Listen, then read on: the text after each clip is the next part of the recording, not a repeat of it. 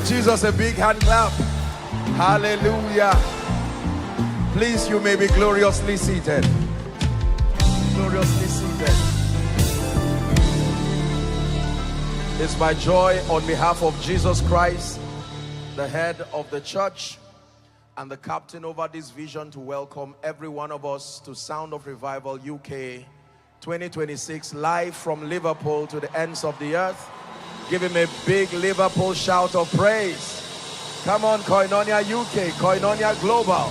Let's celebrate the King. Hallelujah. Amen and amen. So we'll get straight to the ministry of the word. I'm excited about our learning. I'm excited about that which God is going to be revealing to us by his Spirit. Now, every part of a prophetic service like this is important. You may have heard me teach that there are at least 5 channels through which God flows in any service to bless his people. Number 1, the prayer channel. When we lift up our voices to pray, he reveals his glory. 2, the praise worship channel. When we lift up our voices in songs and in singing and in heartfelt worship, he reveals his glory. Number 3, through the channel of testimonies. The Bible says the testimony of Jesus is the spirit of prophecy.